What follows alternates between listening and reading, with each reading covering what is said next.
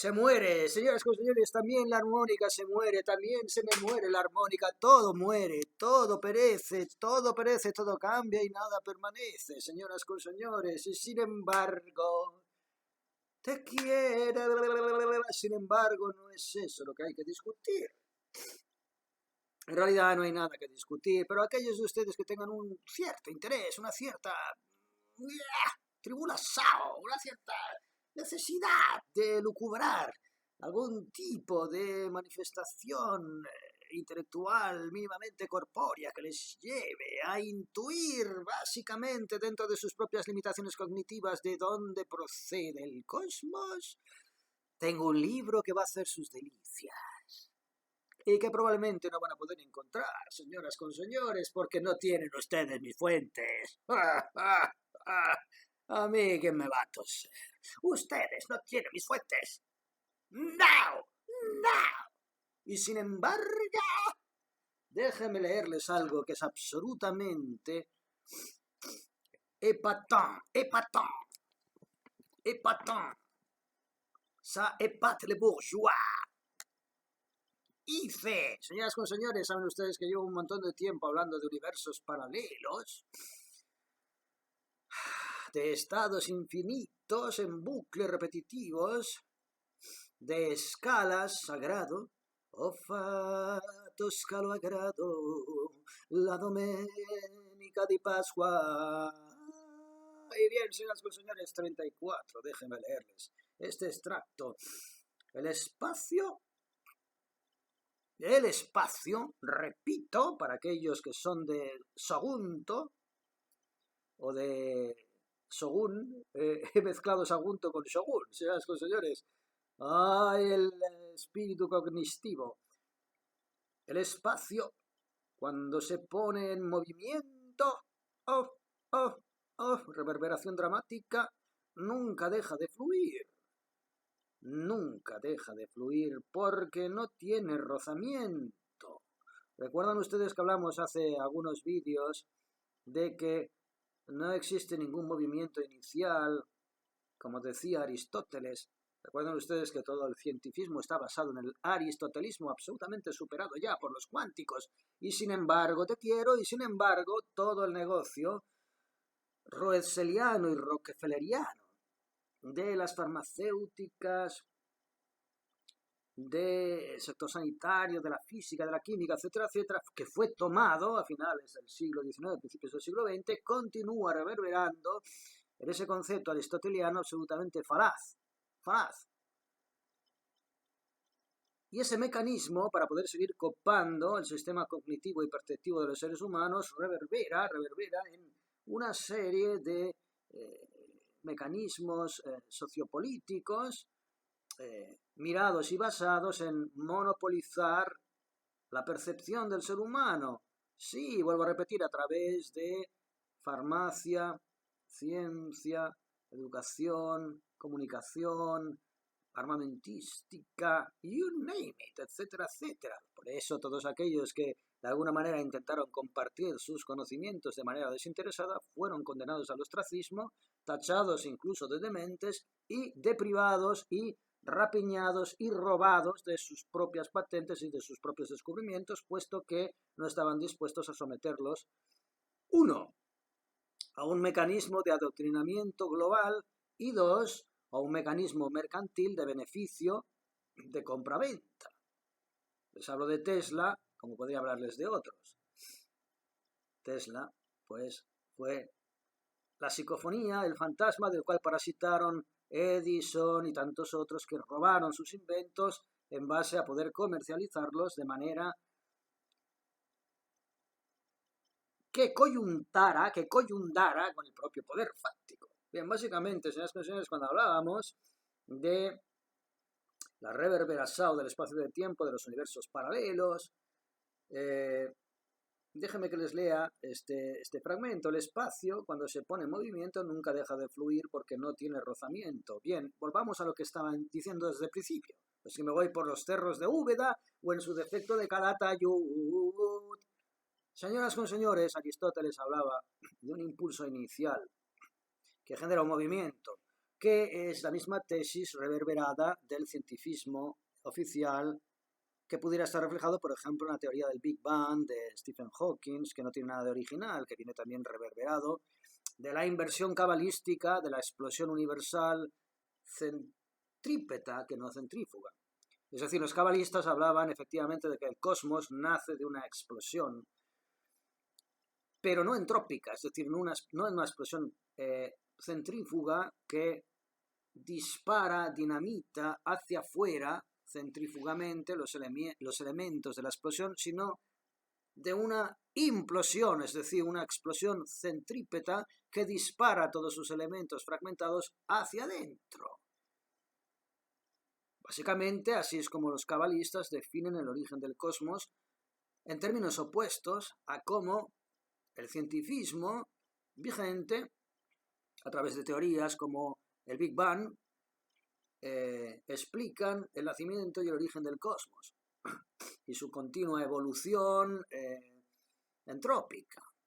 Bien, señores con señores, más allá de eso, vuelvo otra vez con Aristóteles y por favor no permitan que me vuelva a distraer. Él hablaba de un movimiento inicial, es decir, de pronto de la nada algo se mueve y pone en marcha un motorcito. No. Ese es el gran problema de una percepción, de una mente cognitiva con sus propias limitaciones que no puede concebir la eternidad. Necesita un arranque, un movimiento, necesita un motor que se pone en funcionamiento tras meter una llave y girar un mecanismo.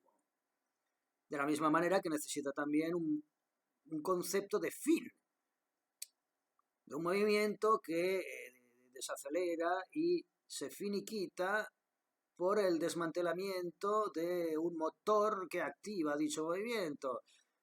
Ese es el problema de Aristóteles y ese es el problema de toda la falsedad cientifista sobre la cual se ha generado y se ha basado nuestra propia sociedad occidental, que si bien ha permitido una serie de ingenios que dominaran algunos aspectos mecánicos de la realidad material, que no cósmica, material, no responde en absoluto a los inicios del universo, ni de nada, Señoras y señores, bien, eso es el aristotelismo, que fue tan atacado por diversos filósofos a lo largo de la historia de la humanidad, que curiosamente en determinados periodos acabaron en la hoguera.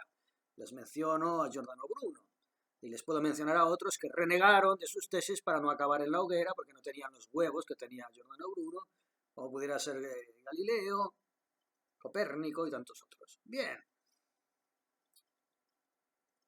Un movimiento, si no tiene rozamiento, el rozamiento, la antítesis movimental es la única que puede frenar un movimiento. Si un movimiento no tiene ningún tipo de rozamiento que lo frene y por lo tanto lo acabe finiquitando, es continuo hasta el infinito. Y la definición de movimiento, contrariamente a lo que el aristotelismo ha querido cincelar en nuestras mentes occidentales, no prevé ningún impulso original, no prevé ningún arranque iniciático, porque ese concepto de que para que algo se mueva necesita un impulso inicial es un concepto que está reducido a el materialismo, el sustancialismo y el positivismo a través del aristotélico, en el cual está basada nuestra civilización occidental. Pero un movimiento no prevé ni inicio ni fin.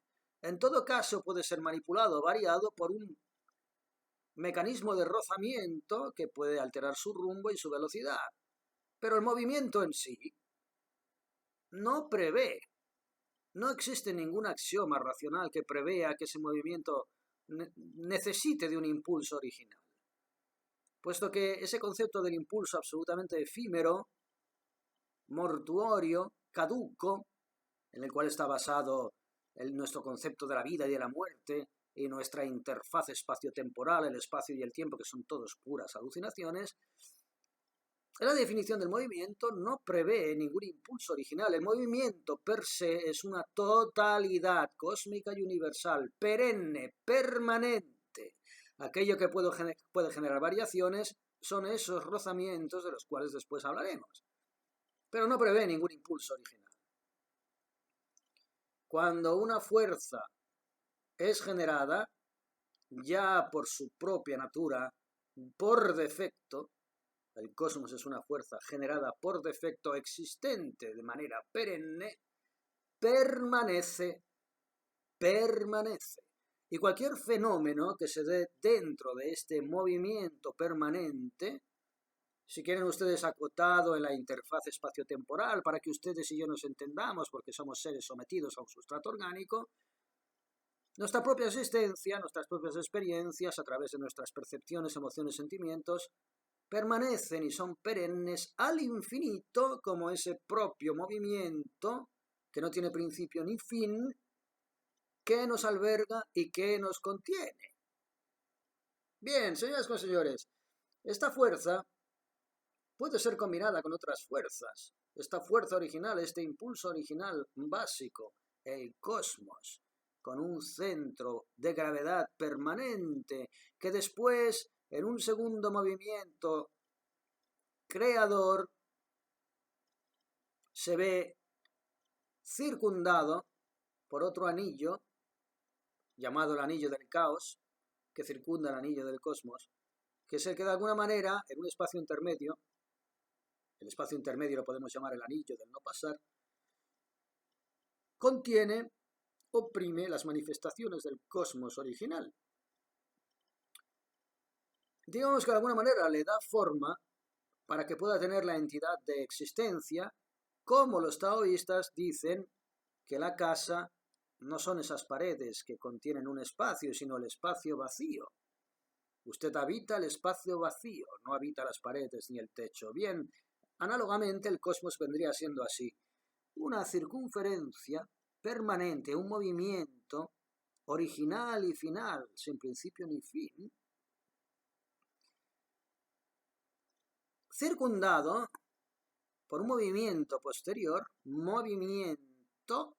movimiento es la clave del cordero, señoras y señores, el movimiento es el number one. Y luego, nuestra forma de manifestar en cuerdas materiales, podemos entrar en consideración con la luz y con el sonido. Pero el movimiento, el moto, la motricidad permanente, que no tiene ni principio ni fin, es la madre del cordero, es la madre del cosmos. Anillo cósmico, anillo caótico, que es aquel que oprime, rodea y encarcela al anillo cósmico, digamos que de alguna manera es la que hace posible que atómicamente, bajo vibratorialmente, nosotros seamos una manifestación de la existencia puramente material y efímera, pedacitos de energía intramontabile, como dicen los italianos, pedacitos de energía eterna que se manifiestan de manera efímera dentro de una naturaleza anecdótica, que es nuestra cuerda orgánica, y en medio esta especie de fuerza, ¿no? Esa misma fuerza que puede usted notar cuando intenta acercar un imán a un hierro por su parte negativa. Si lo intenta acercar por la positiva, se acopla. Si da la vuelta y lo intenta aproximar por su parte negativa, nota usted allí un campo energético que lo repele, una fuerza que se opone a que usted cabalgue ese imán con ese cuerpo férreo.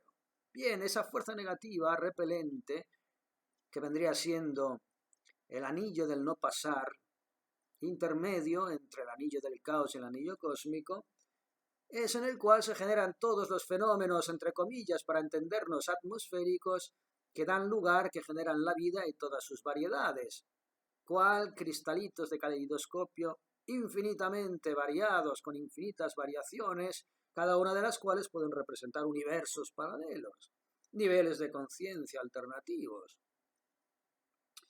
Esta fuerza, pues, puede ser combinada con otras fuerzas. Cuando la generación atómica se combina para formar cuerpos más y más complejos, como las capas de una cebolla, que tienden siempre hacia el anillo del caos, es decir, tienden hacia la fuerza centrífuga, hacia afuera, y no centrípeta, hacia adentro, hacia el centro, podemos entender toda la variedad. La variedad en términos genéricos.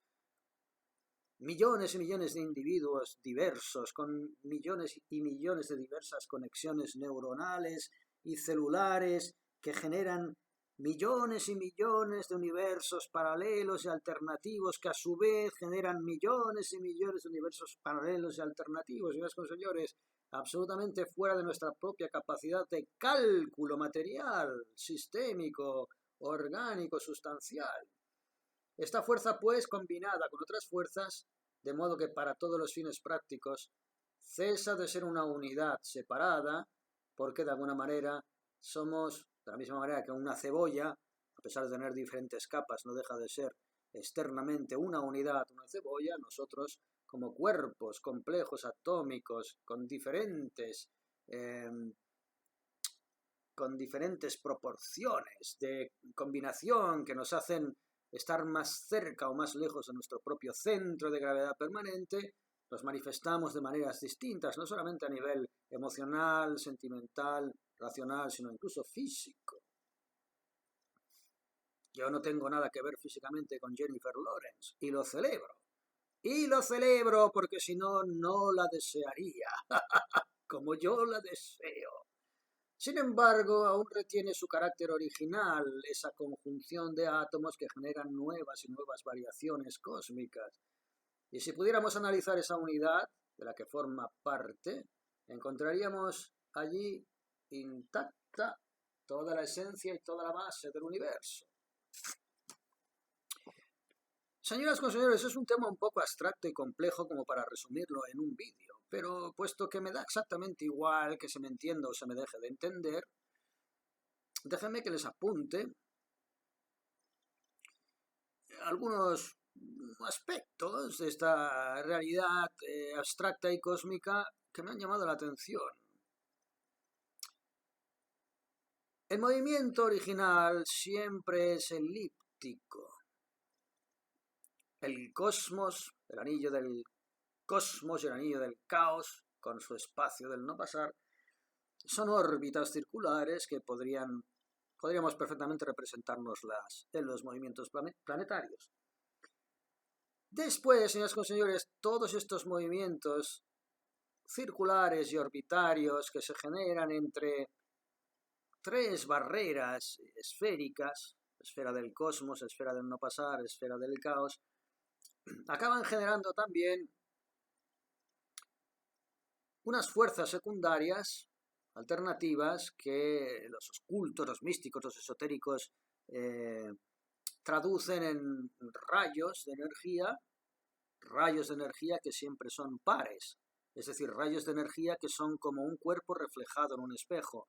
Un rayo energético siempre tiene el polo positivo y el polo negativo, como el reflejo en el espejo de un cuerpo que se está reflejando en otro cuerpo que es el espejo. Esa es la base del átomo, de los protones y de los neutrones, del espacio vacío, los electrones y luego, you name it, todo lo que han intentado colocar para rellenar ese espacio, cada vez más minúsculo.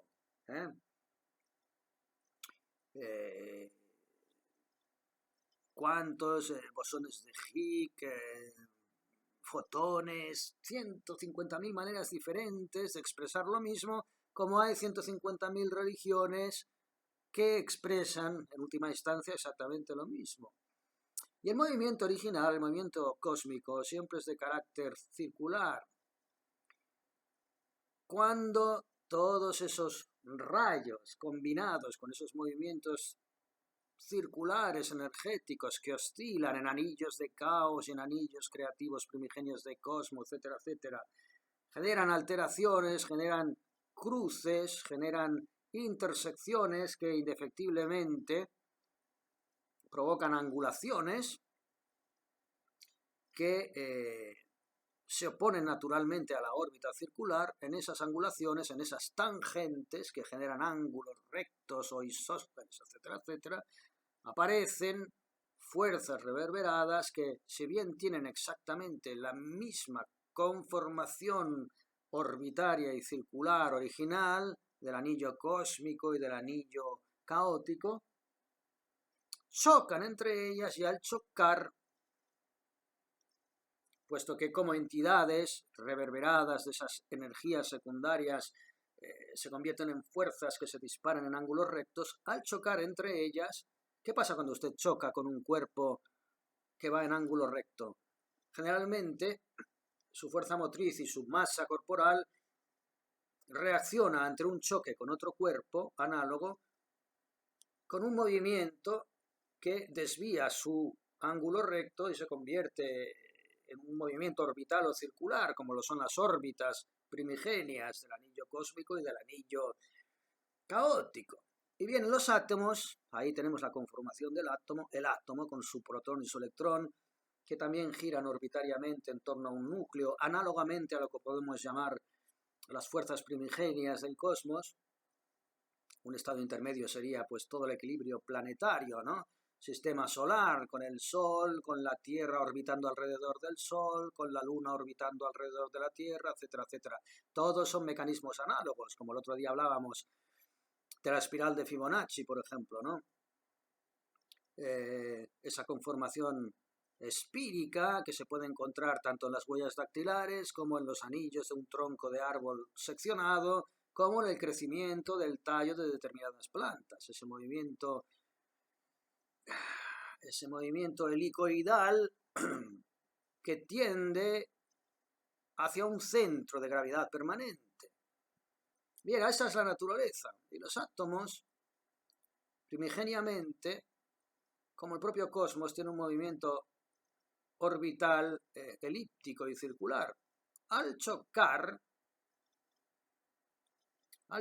generan variaciones que a su vez alteran esas órbitas y por reverberación infinita dan lugar a infinitas variaciones de realidades, de ahí la teoría de los universos paralelos y del eterno retorno, puesto que todas esas fuerzas alternativas que provienen de ese sustrato original cósmico, en sus propias variaciones, generan un movimiento aparentemente caótico y por lo tanto centrífugo que tiende hacia el anillo del caos, alejándose del anillo del cosmos, que es el centro de gravedad permanente, tienden hacia el anillo del caos a un movimiento antrópico y periférico, que sin embargo rebota dentro de ese anillo intermedio que no permite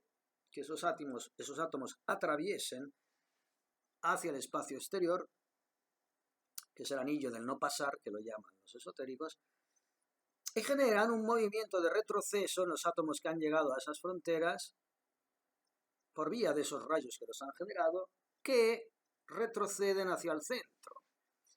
Pero señoras y señores, ese viaje de crecimiento antrópico no es baladí, no es gratuito. Cuando, llegados a una frontera que en este universo sustancial no se puede atravesar, esos cuerpos retroceden a su original base, a su centro de gravedad permanente, no regresan con la misma entidad con la que ellos viajaron hacia el espacio exterior, sino que regresan modificados y alterados. En su percurso han experimentado múltiples variaciones a través del roce, con lo cual no son los mismos. Y cuando regresan a su centro de gravedad, ya no son los mismos, son otros, con órbitas modificadas, que al mismo tiempo modifican su propio movimiento y los desplazan a subsiguientes ángulos, subsiguientes círculos energéticos, es decir, subsiguientes niveles de conciencia. Esto explicaría todas las teorías sánscritas del eterno retorno, de la reencarnación, el círculo del samsara, etcétera, etcétera, de una manera química, física, metafísica, cuántica. Todas esas teorías taoístas, sánscritas, vedas, neoplatónicas, platónicas, pitagóricas y herméticas tendrían su explicación dentro de esta dinámica cósmica que les estoy resumiendo de forma absolutamente incomprensible y por lo tanto susceptible de que ustedes me tomen por un pirao. Pero, señoras y señores, ¿saben ustedes qué? Están ustedes en lo cierto. Como decía Fernando Fernán Gómez, si usted cree que tengo mal carácter, está usted en lo cierto. Lo tengo. Y muchísimo. Muchísimo.